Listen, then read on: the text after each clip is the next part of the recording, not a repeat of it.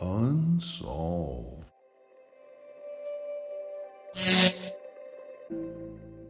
Zodiac killer case, Lake Herman Road, minute by minute. Okay, we're starting to get serious now. So the red circle is the crime scene, the turnout. The black oval is the approximate location of Marshall Ranch. And then you can see where I drew in kind of the cutoff to get there. Okay, and then the green arrow, we will get to that momentarily. And now we're going to go northwest. Okay, now northwest of that previous map. The green circle is the Anthony and Stella Borges Ranch. And you can see the arrows indicate Stella's drive to the crime scene. And then here, going back to the original map that I showed you, the blue arrows indicate where Stella made a right turn and met up with the Benicia police officers. And there's two blue circles because I'm not sure exactly where she met the police officers. It just says 2nd Street at the gas station, and I couldn't find that location. Now the two raccoon hunters' truck was parked right there, I believe. Now I'm not positive. It could have been parked anywhere near around that red crime scene circle. But logically, they were south of that circle and they were walking up, that's uphill, to the gate. And it's just a bar gate with a lock. And then they went over that and then towards Marshall Ranch to get their car. And the reason I know that they went to Marshall Ranch is because they ran into Peggy Yore. So the people that were out there on Lake Herman Road after 11 p.m., besides David and Betty and the Zodiac killer, were the raccoon hunters, Frank and Robert, Homer and Betty, looking at the pipe construction, James heading to work, Stella going to pick up her son in Benicia, and Sergeant Pierre and his partner Steve conducting a drug bust. At 11 p.m., James Owen had left his house at 1735 Minnie Drive in Vallejo, heading towards the Humboldt Oil Refinery in Benicia. Frank Gasser and Robert Connolly were walking back to Frank's red truck after a couple hours of raccoon hunting. Stella was at home talking to her mother on the telephone about picking up her son Danny in Benicia. And Homer Yore was driving west with his wife Peggy on Lake Herman Road. James's commute to work today would be about 11 miles and take about 16 minutes.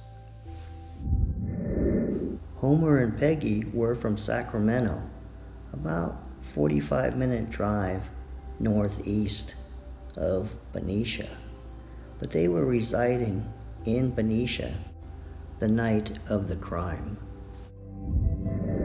Frank and Robert were down there in the Sulphur Springs Creek area with the trees there, hunting raccoons, and they treed a raccoon that night. And I marked in green their approximate path back to their red truck. Now here's something interesting, where it says Zodiac Shack. That's where the officers, Pierre and Steve, conducted the drug bust. And you'll notice it's to the east of the crime scene. And the yellow arrow points where you would drive out, and the blue arrow is back to Benicia and the police station. And here you can see, according to this map, that it's 3.7 miles back to the police station. Between 11 and 11:05, Peggy saw the Rambler in the turnout with David sitting in the driver's seat and Betty leaning against his shoulder.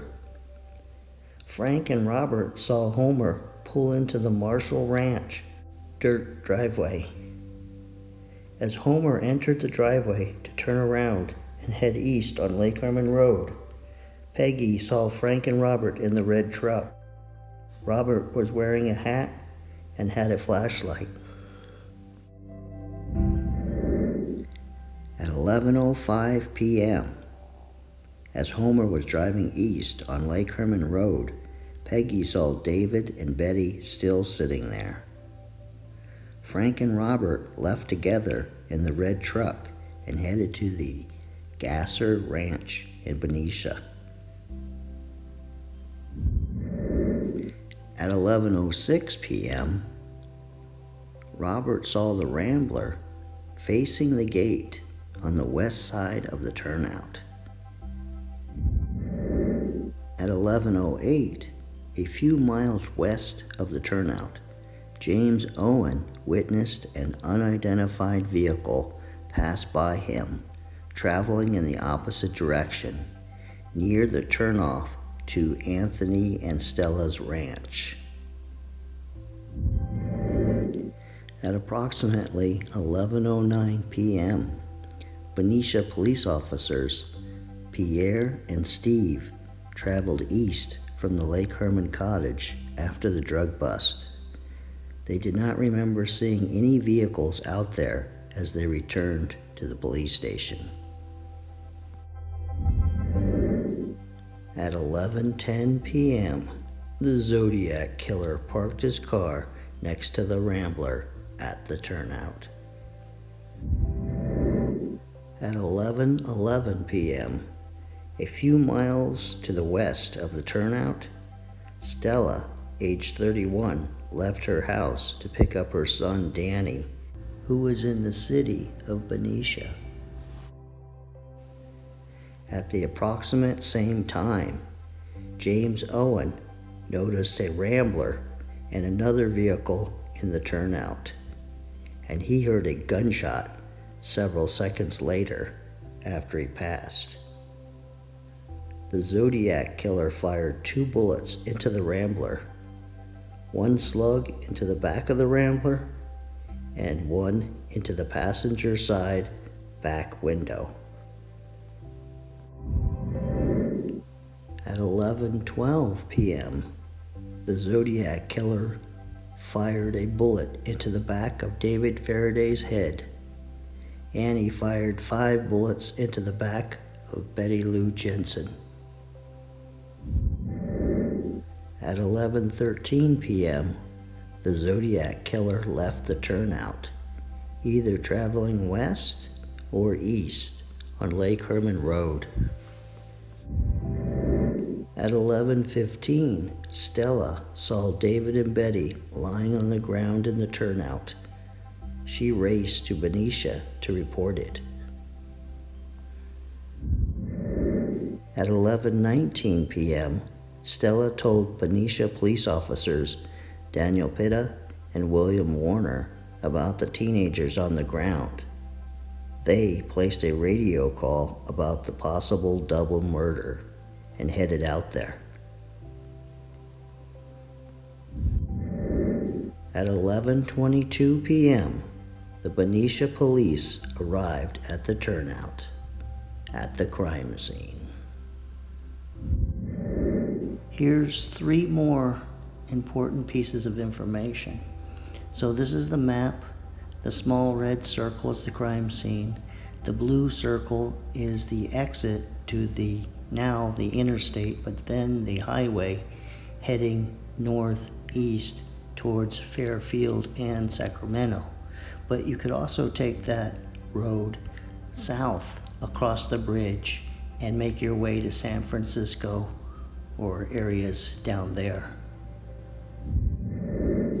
After the Zodiac struck again on July 4th, 1969, he mailed this letter with the cipher to the Vallejo Times-Herald. And the important part here is it's postmarked from San Francisco. And a final point, after that letter, the Vallejo police chief made a statement about wanting more details about the crime. And the Zodiac replied with a letter. And that was carried in the Vallejo newspaper, which was circulated in Vallejo. And the Zodiac killer wrote this letter answering the Vallejo police chief's questions about what took place.